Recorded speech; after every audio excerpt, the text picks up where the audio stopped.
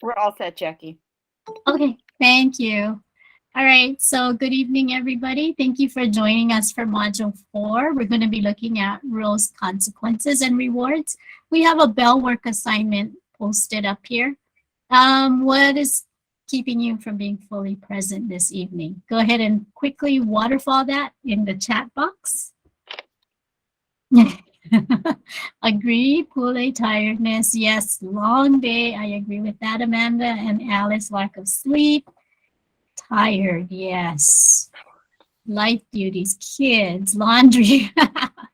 Yeah, Maui did have that big power outage. True. My goodness, that really. Beyonce's birthday. Oh, Jessica, that's sweet. Hopefully, we'll get to finish in time so you can spend a little time with him. Tired, watching my 2-year-old, still cooking dinner. Thanks, Arlene, for multitasking here.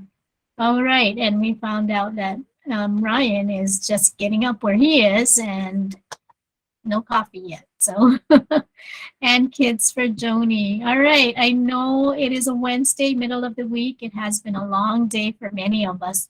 So we're going to do our best to keep this class rolling for this particular module and see if we can get you out earlier than later tonight.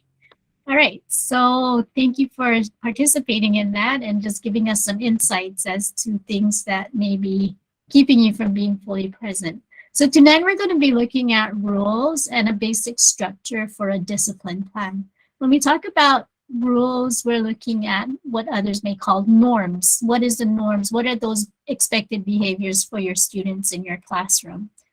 When we also talk about rules and norms, we want to think about consequences that we have for the students, both positive and negative. So positive consequences, it is basically what the student will receive when they demonstrate appropriate behaviors, and negative consequences, we stress here, is what the student chooses to accept if a rule is broken. So kind of putting the responsibility back on the student. Okay. Christy, go ahead.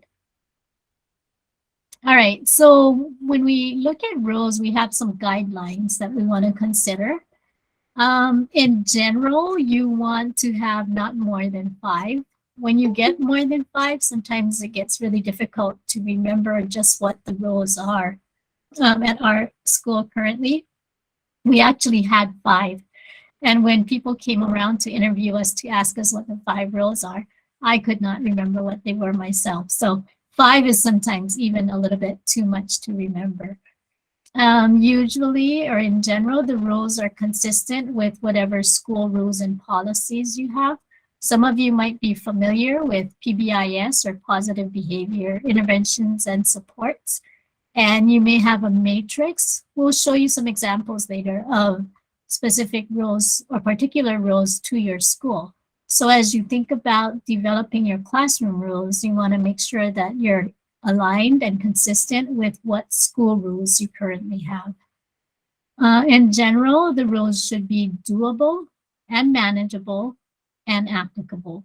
I know we've stated always applicable, but we also state that it can be changed if it doesn't work in certain situations. All right, so some things to consider when writing rules. They should be understandable, stated positively. It should involve the students as much as possible, though we know that may look different in some schools, especially if you already have rules established. There may not be as much say from students, but getting their involvement can make a difference into how much they buy into the rules that are there. And then it should also be consistent with your own philosophy. So this kind of goes back to our module 1 and your philosophy of education. Okay, go ahead, Christy. All right. So when you establish rules and you get the student's voice, then what we have something here is called voice plus choice, generally leads to more loyalty, where the students will follow the rules because they've had a voice in it and they've also created it. Once you establish those rules, we want to make sure that they're posted, that you teach them the rules, and that you review the rules regularly. What sometimes happens is you have school rules or you have class rules. we may go over it once, put it up, and think, okay, that's good enough. They should know it. It's already there.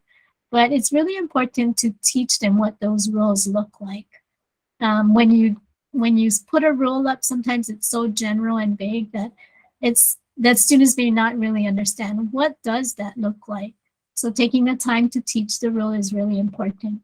At our school, we have PBIS, and one of the things we're working on at the beginning of the school year, especially, is to teach the students the expectations.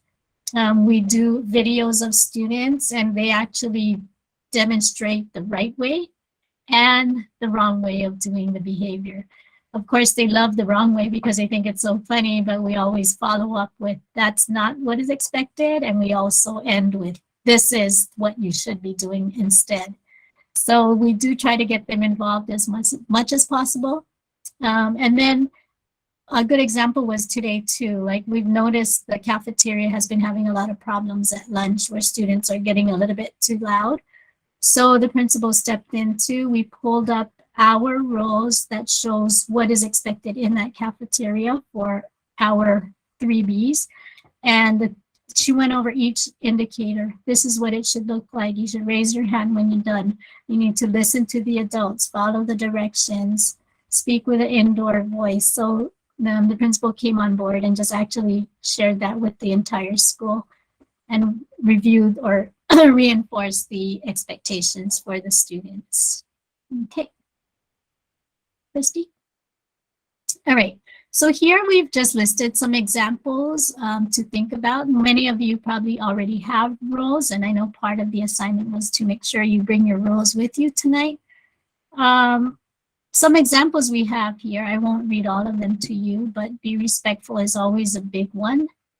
Appropriate or having appropriate behaviors is always another one commonly found. Listening carefully, treating everyone with respect, and being heard by your fellow classmates. So when we look at these, though, I know one of the things we said was rules should be doable and they should be understandable. Sometimes some rules are a little bit too broad, and being respectful can look a little bit different for each person, right? So if you have a rule like that, what's also important is to follow up and to talk about what respectful looks like. So in my class or in my school, we have the 3Bs: be safe, be respectful, be responsible. And what I do with my students is at the beginning of the year, when we're talking about the rules, I have a chart, almost like a T-chart. So if the rule is be safe, then I have a T-chart of what does it look like? And then the other side of the T-chart is what does it sound like? So the students are going through each one of the Bs and saying, this is what it looks like. Be safe means I'm walking in the classroom. I'm walking in the hallways. And I just note whatever they say down on the chart. And then on the other side, where we're looking at what does it sound like, that could be anything, right? Like they could say, you can have a turn, or, you know, in terms of not fighting or pushing each other on the playground, giving others a chance to play also and being safe. Just like be respectful, what does it sound like? You hear people saying thank you, you hear people saying please, you see people raising their hand. So taking that time really helps students to really understand a word like respectful, like responsible, because they really need to have a clear understanding if we're going to expect them to demonstrate it. I work with really young children, so words like that, they hear a lot, but they don't really quite understand fully what it means. So taking time, explaining it to them, having them share examples, recording it. I have it posted in my room also as a chart. And then stories or books or texts also help a lot, and even videos to help them understand those concepts. All right, next one, Christy. All right, so what we have here is Shannon's gonna take a few minutes to kind of explain or share some of her rules or expectations she has for her classroom. So Shannon? Hi, everyone. Good evening. Hope you guys all had a wonderful day. I saw somebody comment about the power outage in Maui. Yes, I hope you were as lucky as I was and had a bonus day off yesterday. So the whole island, it seemed like almost the whole island was without power. Mhm. So the example on the right is, or excuse me, the example on the left is students being interactive with this one and kind of putting the picture with the rule. Now you'll see this one has 7, which that's fine, but because they're really short, they're to the point, and the pictures also really help identify and make it clear what the expectation is. On the right side of the screen, you'll see there's 6 rules and the B in the middle. These are my classroom rules.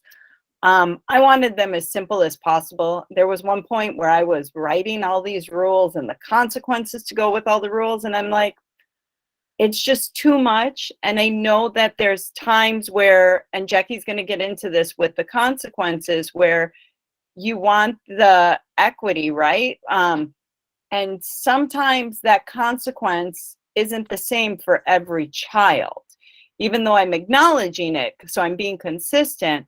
But I know that a consequence I may give one child will change his behavior, but that same consequence given to another child isn't going to do anything for his behavior. So I've got to kind of modify it, right?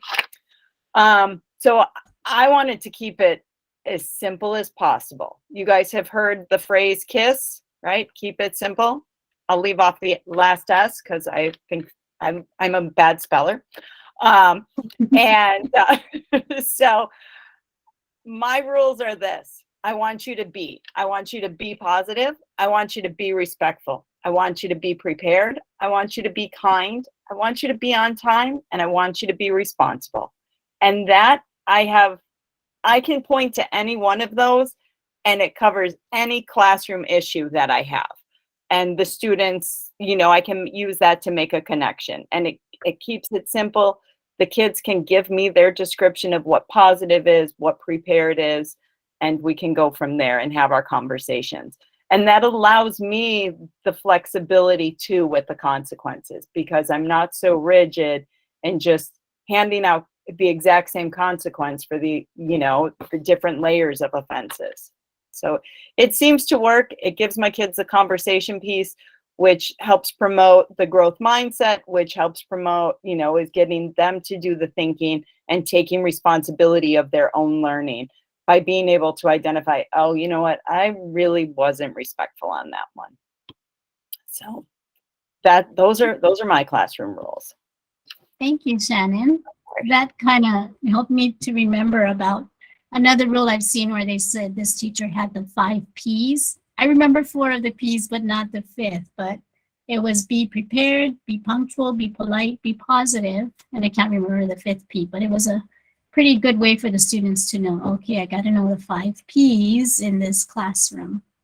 All right, so this slide just shows an example of a school-wide expectation. This is, again, the 3 B's. What they often do at the school is they'll break it up into general settings. So this might be all settings. At school, it looks like this. Be safe means keep your hands and feet to yourself, tell an adult if there's a problem, etc. Some schools will even extend their rules to the home. So at home, what does be safe look like? What does be respectful and be responsible look like? And the column is left blank, so the students work with the families to complete this piece too. So we see that, oh, there's really a connection between some of our expectations and roles at school to what happens at home. Likewise, students can even complete the last column with, what does it look like with your friends? So that's kind of always interesting to see or hear their perspective too of what those roles look like when they're with friends as well. Okay, Christy. All right, so we're going to take some time to do an activity called Met and Not Met. And if you look in your Google Classroom, there was a activity sheet assigned to you, and it says Met, Not Met. So if you can take just a few seconds to open that up and locate it. It was just sent out this evening, so you might have to take a look in the stream or in your classroom itself.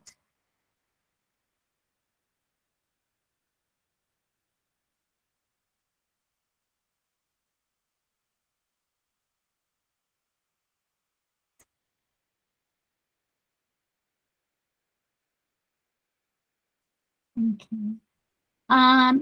If anybody didn't get it, can you quickly put a note in the chat? If not, we're gonna continue.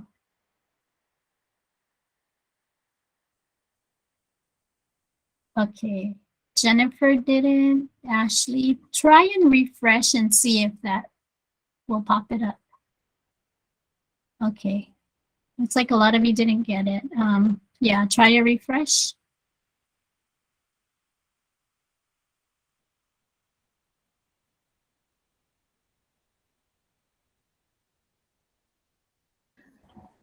Would I it be still under didn't get it. module 4? I'm sorry, should- what was that? Go ahead, It should be Christian. the most recent thing posted in the Google Classroom stream. I'm trying to get it and I'll post it in the chat box. Oh, thank you.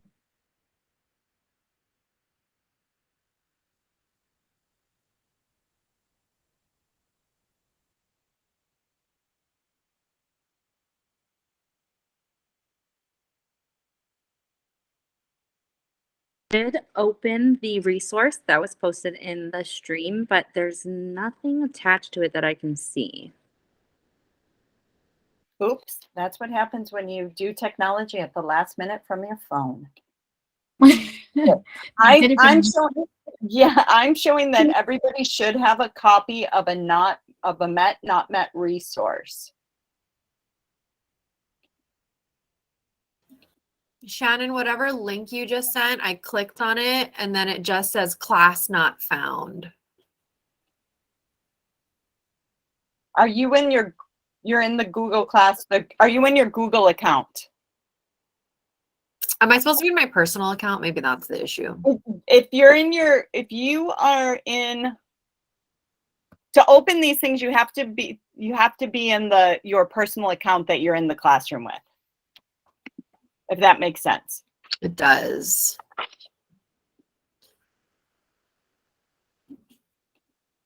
Okay. I will also put in, see if I can get this. Still says class not found. That's so strange. Okay. So I'm going to change this. And if you guys would just make sure you attach this to your assignment, that would be really helpful. The link goes to nothing. Okay. Let me see if I can do this. Shannon, do you want me to try repost it? Yeah, if you want to. Okay. Why don't you guys try opening the link I just posted in the stream, and it should force you to make a copy. And if you could just title it with your name. There's no resource in there. Right. So I just in the chat box, I just added another link to a document, and it will force you to make a copy. So just make a copy with your name. And then you will attach this to your portfolio assignment if you could, and I apologize. Or make sure you share it with me. I reposted it again, so you guys might try to look to see if it's in there now.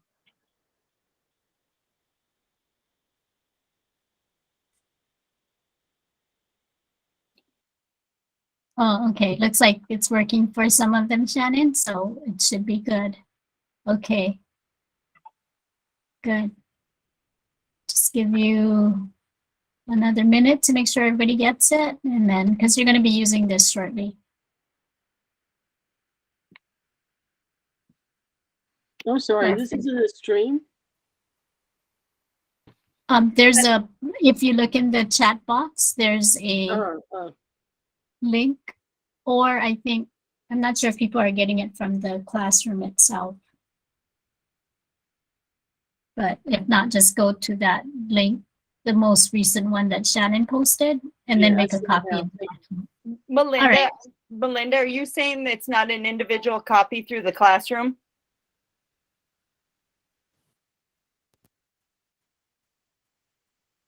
Yes, I am. Everybody okay. has the same document. Just wanted to let okay. everybody know. Just if you guys can just make a copy, I will repost in the stream. This one is going to force you to make a copy.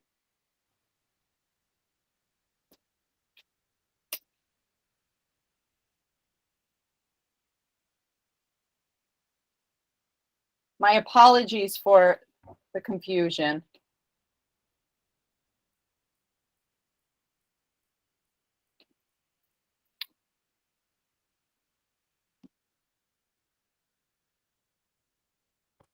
If you could let us know if you're still having trouble, whether it's your own, have your own copy or even having access to it. That way we can help you through it.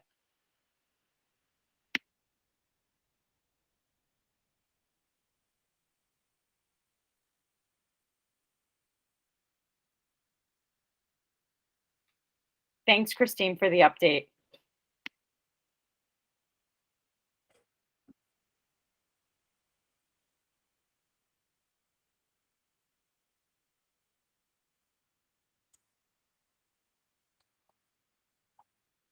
Okay, I'm gonna go ahead and go. It sounds like everyone's pretty much set with the document. What we're gonna do with this document, the Met Not Met activity, is, Christy, you can go to the next slide, please. What you're gonna do is, I know it says take 5 minutes for you do time. Skip that part. That would be pretty much like a break, but take 10 minutes or so to self-assess your classroom roles that you brought compared to the criteria that's listed on the Met Not Met sheet that we just shared with you. As you do the self-assessment, you want to make notes of areas that you feel you need to improve on based on the criteria that you see. And then highlight one area that you want to receive feedback on. So this is just the first steps. Following this, we're going to put you into some breakout rooms and you'll be sharing your document or sharing that information with someone else and getting some feedback from them. So it's really important that you do highlight one area that you want feedback on. But we'll give you the 10 minutes. I know it says 15 on the clock, but we'll just go with 10. We'll see where you are then and then give you the next steps after that. So go ahead and get started working on your own for the 10 minutes to self-assess your classroom roles.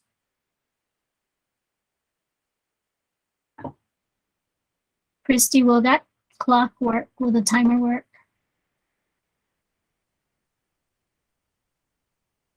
Okay, perfect. We'll just stop it at 10.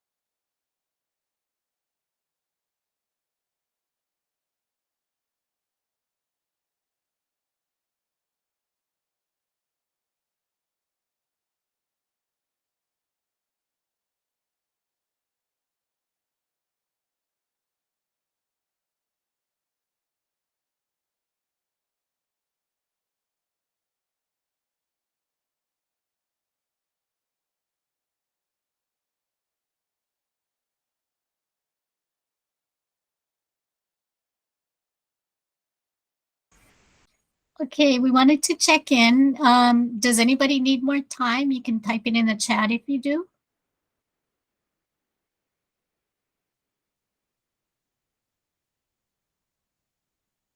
Okay, so we can go ahead and stop the clock, Christy. And let's go on to the next slide, please. All right, so what we're going to be doing shortly is we're going to be putting you into a breakout room. What you're going to do is share your rules with the person that you're partnered with and get feedback from them on how the rules compares to the criteria. So we have a time limit of 20 minutes. We're going to cut that down to perhaps 15 because we would have grouped you a little bit differently tonight. So you would have needed a little bit more time. But if you remember, we asked you to highlight one area that you needed specific feedback on. So be sure to spend a little bit time on that because it is part of a portfolio entry. So again, that highlighted area that you wanted more feedback on, your partner will comment on it, give you some feedback, take note of the feedback so that you'll be able to complete your portfolio entry. So Shannon's going to be putting you in a group.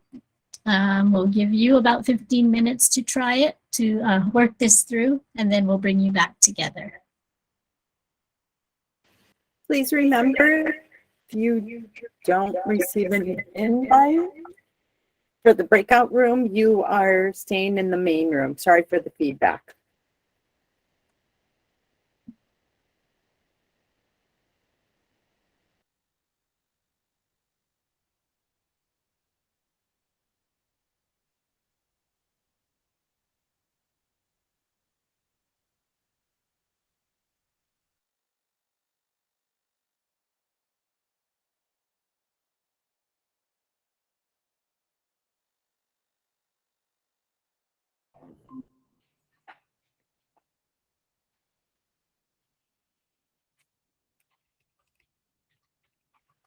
Okay, I guess this is our breakout room. I guess so. Hi, how are you? Oh, good. How are you? I'm fine. Good evening, everyone. Hi. I'm sorry, I just joined and I guess they just put me right in a breakout room. I apologize for that. I had an appointment before this. What are we? All you're doing is there's a forum. Let me switch over to it. It was basically.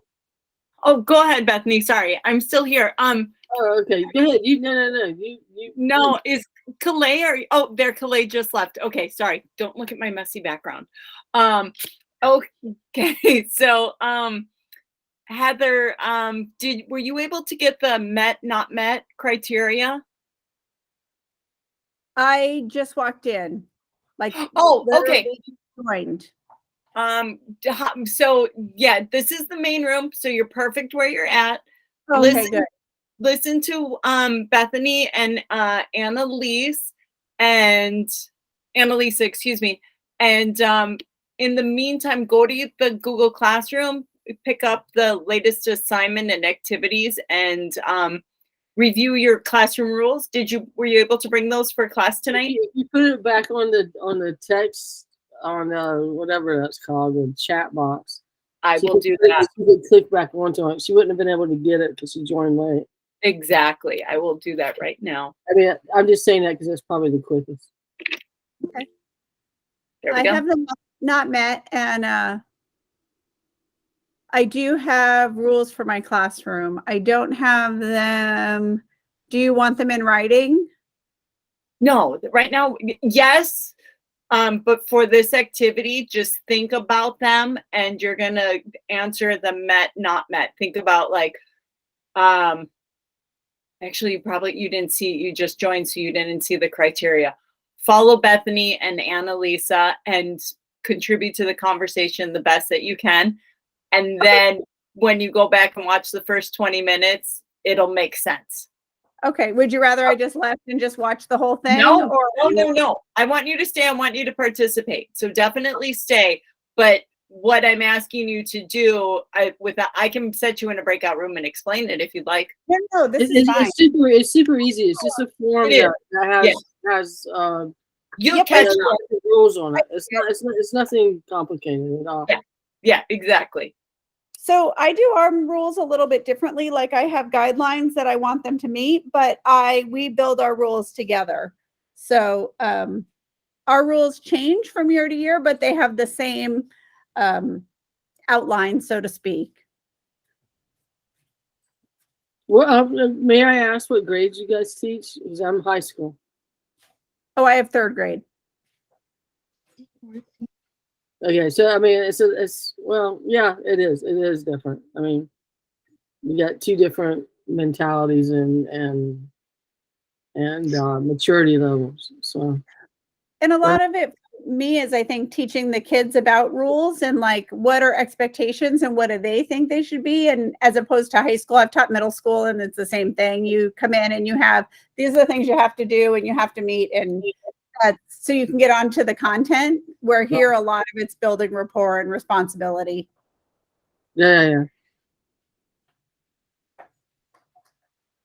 I'll go ahead and get first. I mean, I got to switch back to the other forms. I couldn't do it on my other screen. I felt like what was it asked? I feel like I met everything that was on the list. Right. The one thing that I highlighted was manageable. The rules are easy for me to monitor. And I'm basing that on, I teach art, by the way, so it's also different than teaching in other classrooms. So I teach high school art. I'm pretty, okay, as far as rules go, here's the way I handle it when I do my syllabus and when I talk to them the first day. I give out our red book. We have red books that list our school rules. And basically, you know, you're in high school now. You know what's right and what's wrong, and you know if you're following the rules, or you know if you're taking advantage of something. I'm pretty easygoing, but I'm very, very strict on. Here's my one thing when I said it's hard to manage sometimes, is that if we're working on a project that's taking 2 or 3 weeks, I play music because I think it actually calms down everybody. It keeps everybody from talking. And if I'm playing music, I allow you to play your music, but you can't watch videos or play games or do any of that.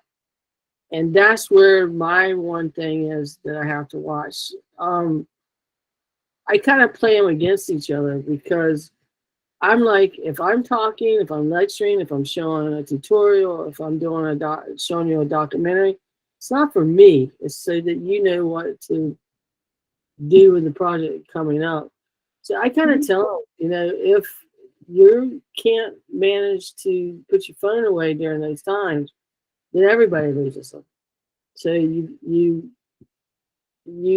it's like they rather do it for their peers than they would for me. They don't. A lot of them don't care whether I like it or not. But if you say, okay, you're the one that's going to make every single person in this classroom lose their phone privileges, all you got to do is walk up to them and say, but, you know, do you want to be the one that everybody's going to resent the whole entire rest of the year? Because I do it. But the one thing that I have the most trouble with is that they love to try to hide it in some way.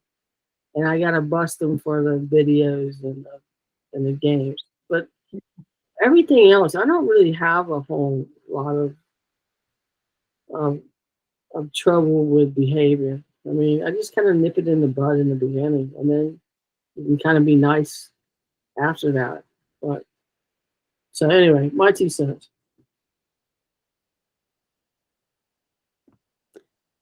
Makes sense to me.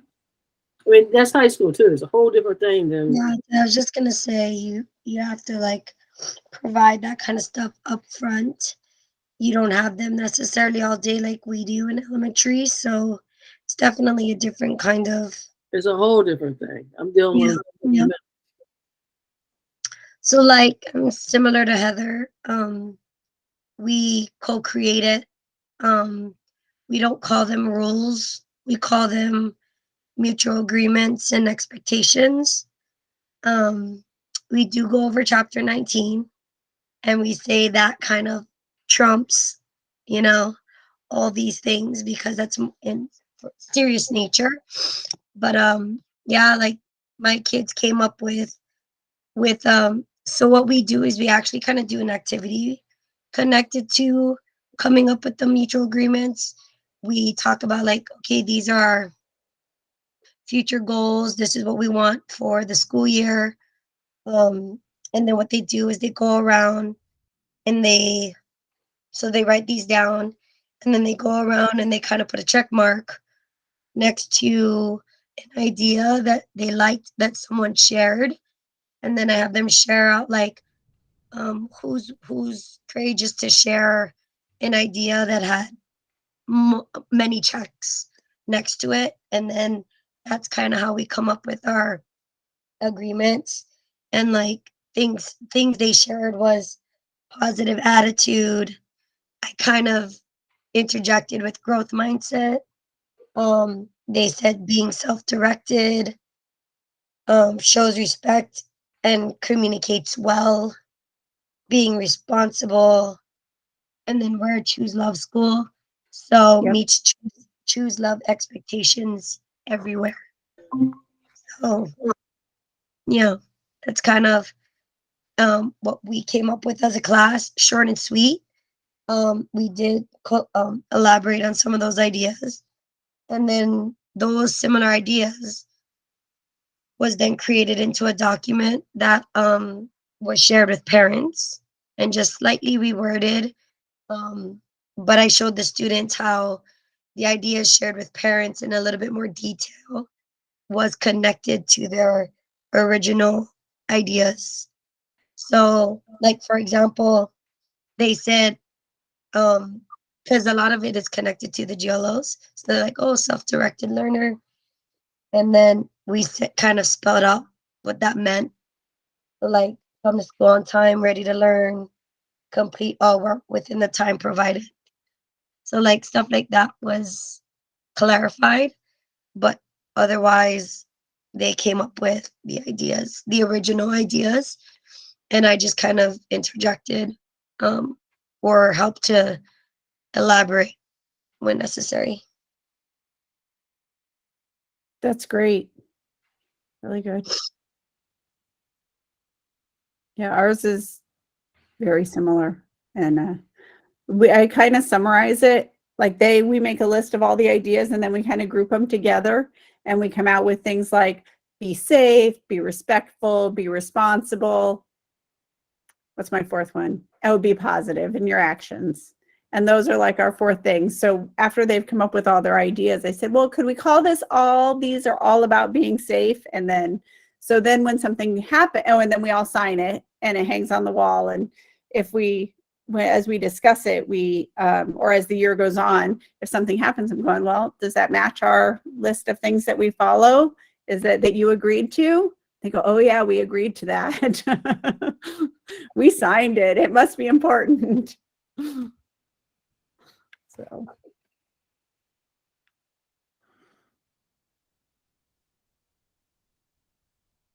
Sorry, definitely different approaches. Elementary when you have them all day versus For sure. high school where they're like in and out of your room.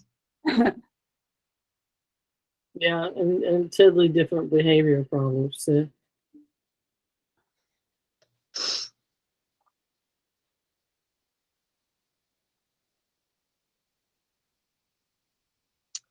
So I think for me, what I wrote down was just after they came up with the rules, if I kept when I translated it for the parents, whether or not, because the students also had to sign that document, whether they felt like it was too morphed and too long compared to what we came up with as a class. So that was the only thing. But whatever we came up with as a class was the shortened version. So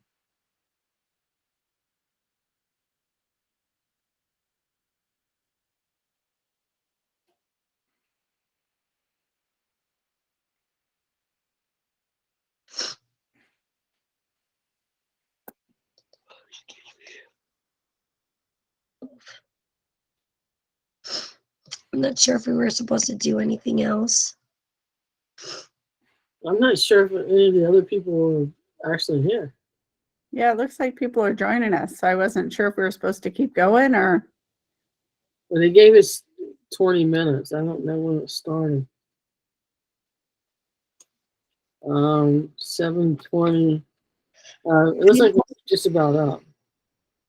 I know, Bethany, that you have these rules in your syllabus, but like Heather, after you guys come up with your classroom expectations, do you like send that out to the families, or it's only just stays in the room? It just stays in the room. I haven't sent it out to the families before. Or I have in past years. I did not this year. I probably should, because the kids seem a little more challenging this year than last year. So maybe the parents need to be reminded to reinforce them at home too. I don't know. But yeah, be responsible. And then we made a list under it, what kinds of things, because of course, it being 8, they come up with things like no screaming, no running, no pushing. Does the school have actually a policy, a rule policy? I mean, yeah, there are school rules, but they also give you the freedom to make them in your classroom too. Yeah, I mean, it's for me, it's all written out, and we have books that each kid gets for like calendars and stuff. So instead of me taking the time to write every single thing down out in the syllabus, just like refer to that because it's in detail. And then the other ones, for high school, it's pretty much common sense. But I mean, once again, it's a whole lot different when you're dealing with kids that are 10 years younger. So yeah, that's true.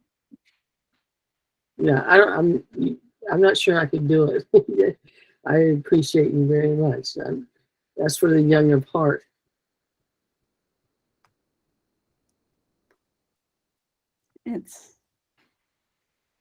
Yeah, you'd be surprised.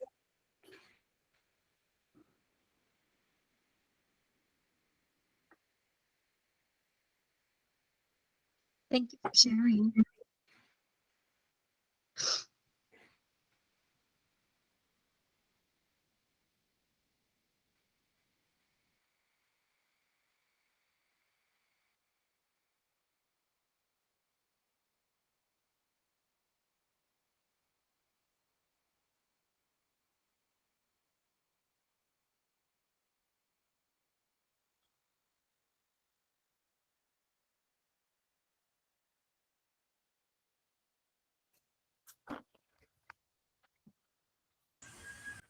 Okay.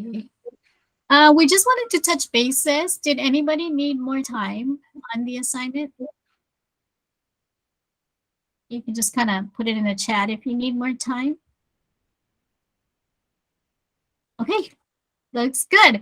If you do happen to need more time, you're always welcome to share the document. That was plan B for some of the groups because they were having some technical difficulties. So you could always share the document, provide your partner feedback that way, and then that could be used as part of your entry for your own portfolio.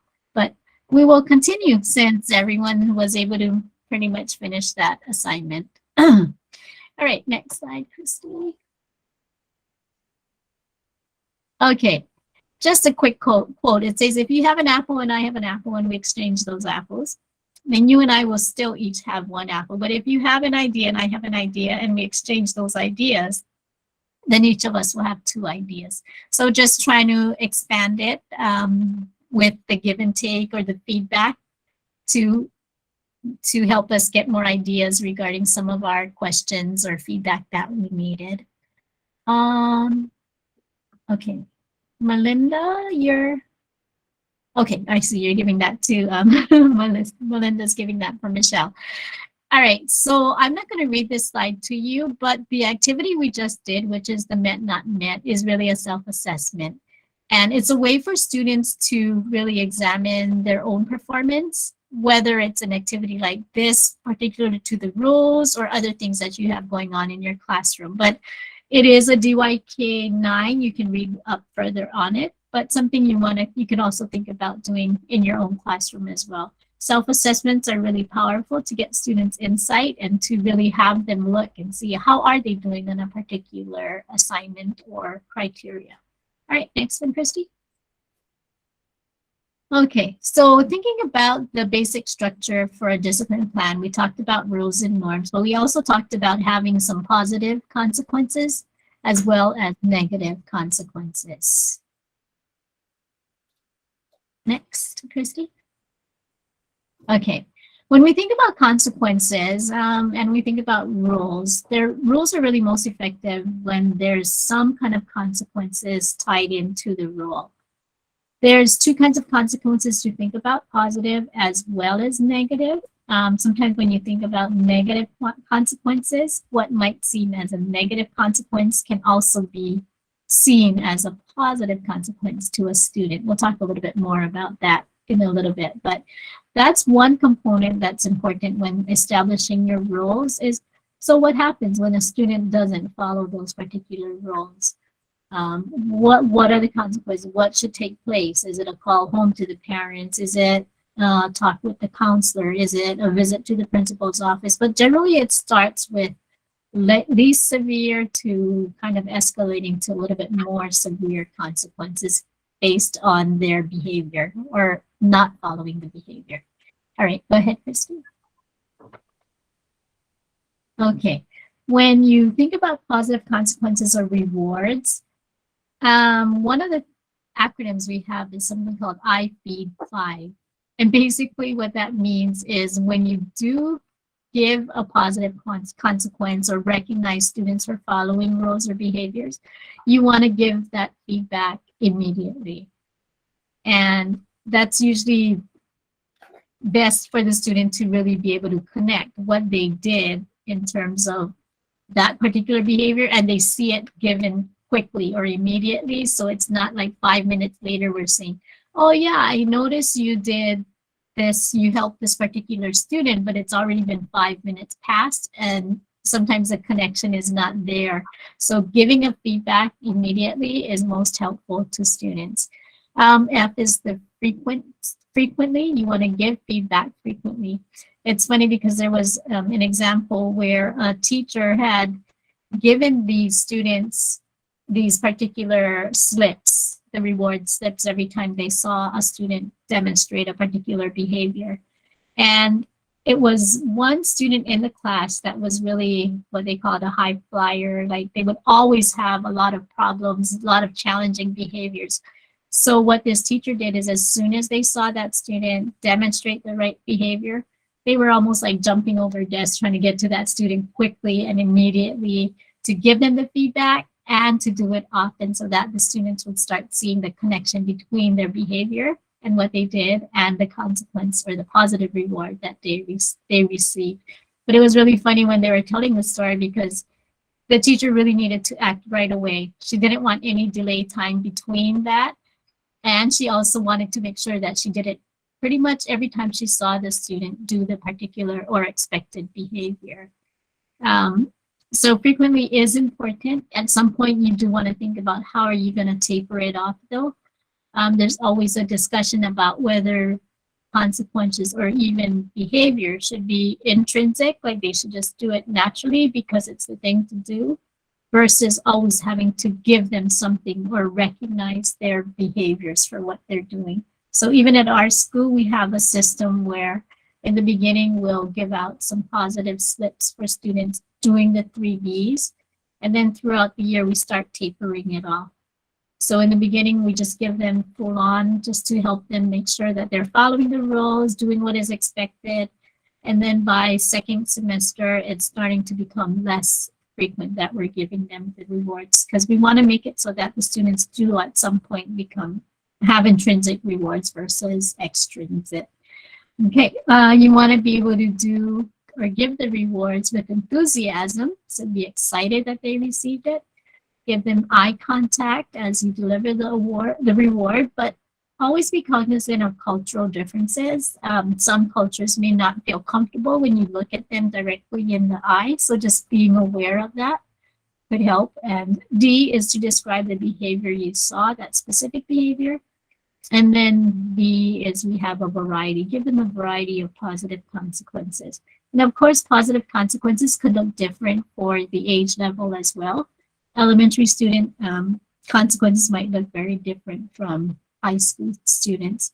While we were doing, my background is positive behavior support, so while we're doing some trainings, we could always hear some examples of what schools do to reinforce their expected behaviors.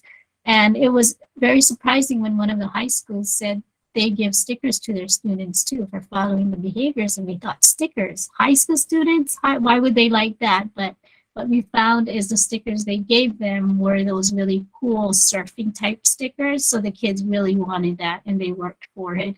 But it was something that worked for elementary all the way up to high school. All right, next one, Christy. Okay, negative consequences are also something to think of. Sometimes you don't see that often posted on your rules. You want to focus on the positive a lot, but there also has to be some negative consequences in place. In your opening packet, you know, there was a list about negative consequences and what you can and cannot do. But basically, it's a penalty or a consequence when a student doesn't follow the expected behaviors. Negative consequences, you want to make sure that it's explained ahead of time, that they're aware of it, that it's not a surprise, like, oh, that's happening to me now, and that the consequence should, what we call, will fit the crime, whatever the student did. You want to try to match it. If they've done something pretty severe, then the consequence is going to match that severity of their behavior. The fifth bullet or the fifth block down is about telling the students the consequence was a result of his or her choice. So again, putting the responsibility back on the child or the student, and it's not saying that you are giving them the consequence, but it's something that they choose to do because they didn't follow the rule. Negative consequences should be immediately, and as much as possible, you should try not to stop the lesson. I know that's really difficult depending on what the behavior is, but if you can keep the lesson going, you can note what the student has done and say you'll talk to them at the end of the class, but they are very aware that they've done something. The not stopping the lesson is important because sometimes students can use those negative consequences to try to get out of lessons or to stop your whole instruction from happening. All right, next slide, Christy. All right, so we have here some logical and illogical consequences. For example, if a student turns in a sloppy paper, they didn't do their work very neatly, a logical consequence would be that they redo the work. An illogical consequence would be that, well, I'm just not going to accept the paper. But really, when you think about it, if they're doing messy work or sloppy work, then you want them really to redo the work again to make it so that it is acceptable. But sometimes our first inclination is, I'm just not going to take the paper. So really just thinking about what we give to them as a logical consequences versus an illogical consequence. Okay, next one. Crystal? All right. So we have here the law of least intervention. When you have to intervene, when there's a problem behavior, you want to think about the intervention taking the least amount of time and effort, leaving the least amount of negative feelings or tones, or using of negative feelings or tones, and using the least amount of disruption to learning. So again, our goal is to be able to teach the students, to educate them, and the least amount of problem behaviors, the better, right? You can get more learning done. Really trying to alleviate the amount of disruption that happens is really critical when you think about your consequences to student behaviors. Okay. All right. This is really small, I know, but these are just some examples of rewards and consequences that were listed. I won't read all of them to you, but Many times we'll just do positive praises to students. I know, especially at the elementary, we do this quite a bit. They like to have notes sent home to their parents. We do that a lot too for students when they're demonstrating expected behaviors. Some schools will do a no homework pass where they get out of doing homework for a day, extra time on the computer, etc. One thing we do at our school for positive rewards is we have a positive office referral. So if a student is caught doing something that's really above and beyond what's really expected, then we'll fill out a positive referral slip and send that child to the office with the slip. And really what happens is our school doesn't have a lot of discipline problems, but if there were discipline problems and the students are lined up in the office with their discipline referral, the principal would like address the positive behavior student first, make a big issue of it, like, wow, you got this positive behavior slip for doing, and they would read it to them and then recognize the student.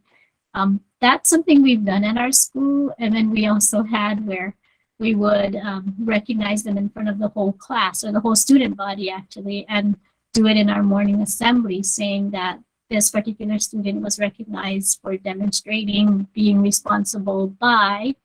And what was really cool that we did too is the teachers would come and make like a tunnel, you know, where you raise your hand and then everybody starts running under it, and the kids would get so excited. So it was maybe like about 10 deep, 10 people holding their hands up, making the tunnel, and the student would run from one end to the other. And they would get a high five at the end and even just a slip to take home. But that in itself was really like almost a no-cost item, right? It was just really a recognition of good behavior, and they really bought into that. They really enjoyed it. Some consequences that are maybe not so enjoyable are things like perhaps detention. And it really depends on your school whether that's something that can be worked out too. Timeout is another one. Sometimes apology letter, just really, again, depending on the crime or misbehavior that the student did. All right. Okay, we have something called with itness. Some of you might be familiar with it, but when we talk about with itness, it's really the teacher knowing what's going on in all areas of the classroom without physically being there. One thing I remember when I was teaching this group of kindergartners was I would be reading with a group of students in one part of the room, and the students would be around the rest of the room in different centers. And I remember so vividly where there was one student way across the other side of the room. And of course, while you're reading with your reading group, you're constantly looking up and scanning the room to make sure everybody's on task and being safe. And I had mentioned to her about what I saw happening in terms of her behavior. And I remember clearly her telling her friend, wow, how did she know that? Like, how did she know I wasn't doing what I was supposed to do? And I could hear her telling her friend that, like, she's not even looking at us. She didn't think I was looking at them. She didn't think I was, you know, I was even aware of her misbehavior, but she was just so surprised. So witness, again, is having those eyes in the back of your head and being aware constantly of what's going on within the classroom, even if you're not physically there. Having that witness really can help to minimize problem behaviors as well before you get problem behaviors happening in your classroom. There's a handout in your, there should be a handout about Marzano, and he talks a little bit more about witness. Okay, go ahead, Christy. All right, so when you think about a well-managed classroom, there are some characteristics of a well-managed classroom. One is that the students are involved in their work. Even when there's teacher-led instruction, the students are really engaged, they're involved, they're participating, they know what is expected of them, and generally they are successful with what they do. There's also little wasted time. If the students know what is expected, you spend a lot less time with confusions or disruptions because students just know what to do and what is expected. Also, the climate of the classroom is really more focused on a work-oriented versus, you know, like, I don't know what's going on, or we can do whatever we want. But when they have those expectations in place, it's really more work-oriented, but also at the same time relaxed and also pleasant. So go ahead, Christy. All right, so there are more professional readings, and we have to probably update it because we had some recent moving of files around, so we'll need to make sure that we can get these resources into the Google Classroom. So once they're put in there, we'll go ahead and assign them to you for just other readings or supplemental resources that you can take a look at. All right. Okay, so we'll skip this Did You Know? It's called Number Heads Together. And Give One, Get One will also skip, but it is another strategy to get ideas from each other. Okay, we can also skip rotating pairs. And, okay, outcome sentences and whip around we're going to do shortly. So we'll talk about that when we do that particular activity. All right, so the portfolio assignment we're going to talk about in a bit so that you'll be familiar with what is expected in this particular module. So Shannon, module 4.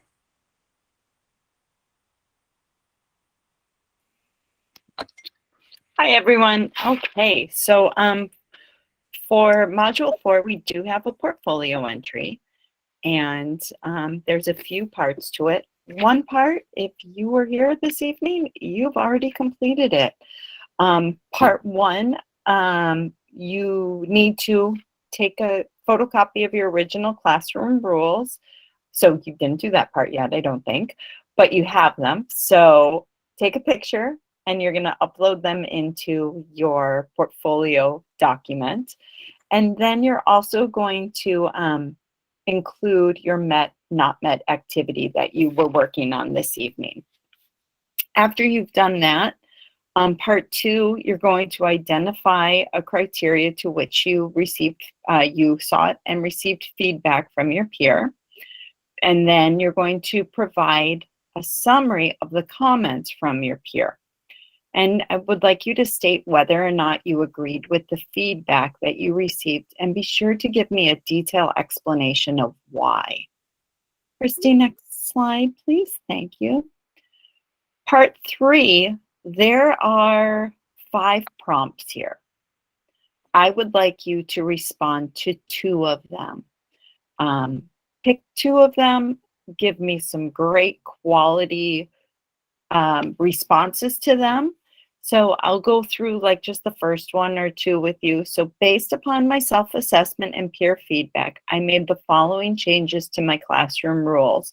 Tell me what those changes were. Because, tell me why you made those changes.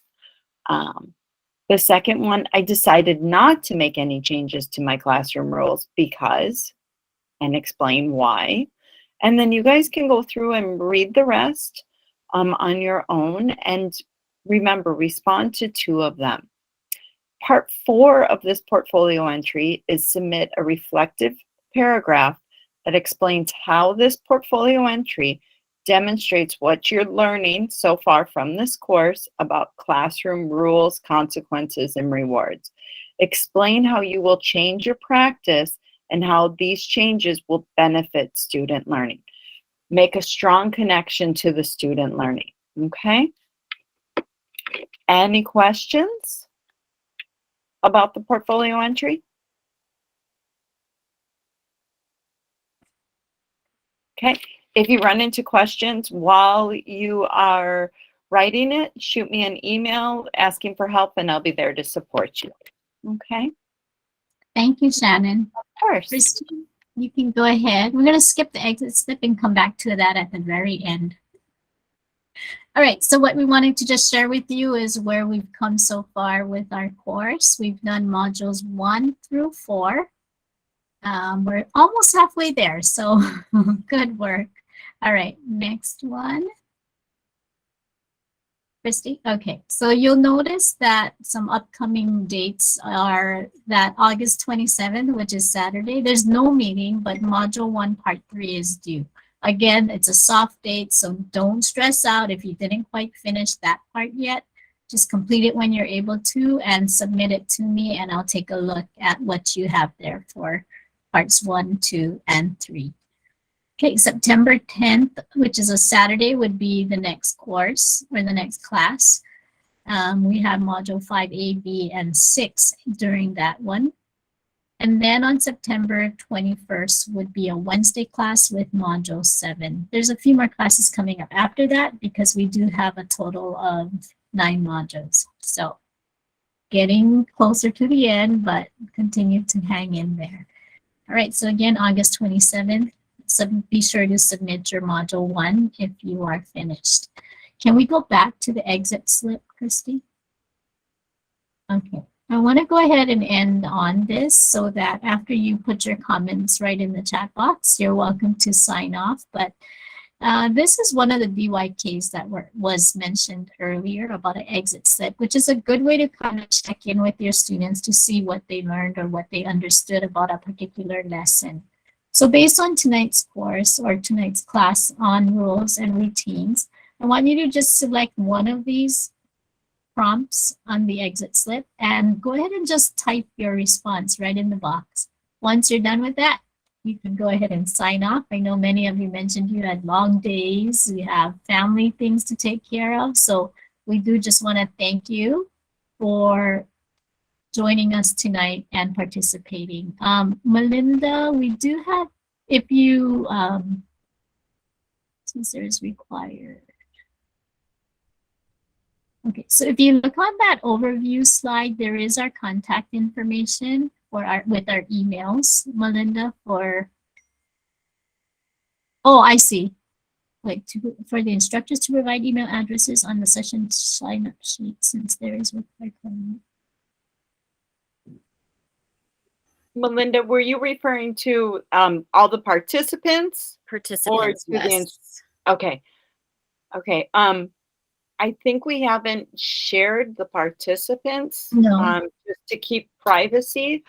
How about we do this? We put out a Google survey and ask if participants are willing to have their personal email shared with the other participants, and then if they say yes, we'll go ahead and we'll make those available, just so that we honor everybody's opportunity to keep some privacy if that's what they choose. Absolutely. And I'm not trying to create any more work. I'm just, there's sharing issues that have popped up during one of the sessions and again on this session. Yeah. And I just don't know how to contact, be like, hey, I can't write in your document and all that stuff. Yep. No. And this one of the things we love about this course is so much of the learning takes place from the collaboration. So. Thank you, Melinda.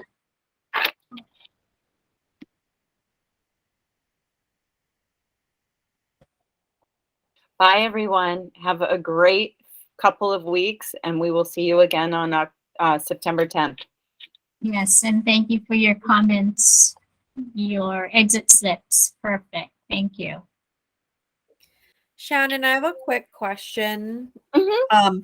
If we miss like the first meeting on that Saturday, I was looking at how you guys were doing all that Jamboard stuff.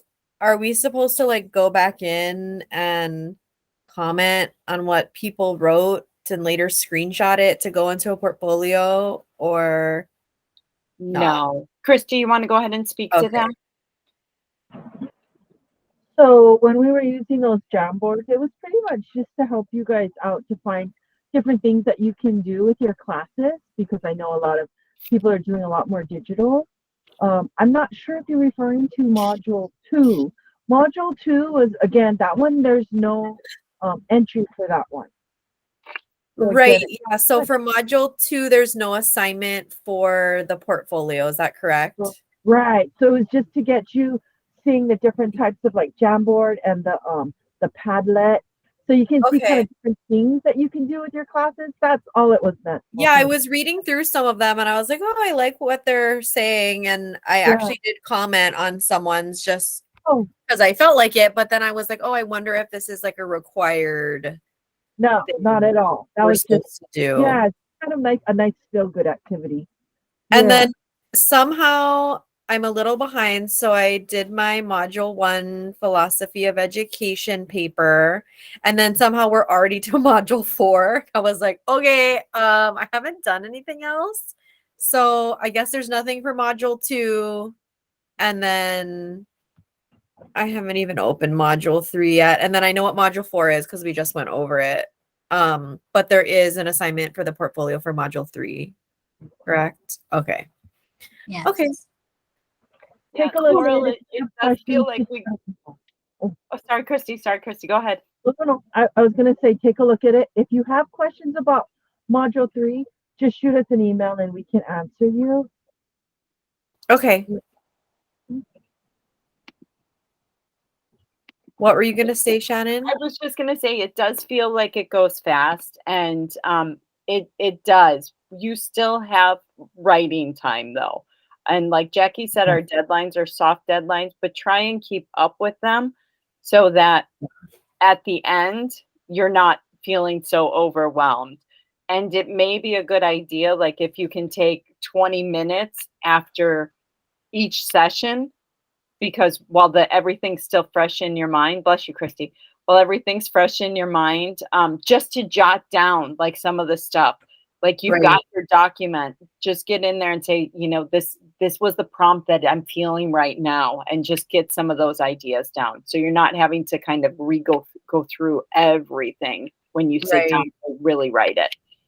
Okay. And a page is acceptable for each. I like the prompts answered completely. And if you can do that in half a page, then you can do that in half a page. Oh, okay. I would rather, so that's why there's four prompts. They're very specific what we're looking for. Mhm. And you should be able to follow the prompt, and I should be able to read your paper and then look at the prompt and say, yes, you answered it. No, you didn't answer it. Does that make sense? Yeah, totally. And- That's how I was using the questions to write the philosophy of education paper. Good. That's perfect. And then when I'm done, and then I already did the caption for that too, but I'm still waiting on my partner who also missed that session to give me her feedback so I can reflect on it. Mhm. And then when that's all done, then I submit it to Classroom, or like, is it like a working document that you guys can see what I'm doing in live time? Because I got it from Classroom. We Yeah, we just don't. Okay, so I don't need to like go and hit a submit button somewhere. You do, because that tells us Oh, we I should go do. look at it. Okay, but it's already in there. I don't need to upload anything. No, Okay. you shouldn't Okay. need to. Perfect. Now, I'm not going to say never, because it's Google and there's human Yeah. operators, right? So, Well, when I look at module 1 activities, there's no due date for this assignment. Oh yeah, I guess there is a spot for me to put hand in, but then you guys should already have access to the doc because you created it. Okay. Just wanted to Yeah. check. so that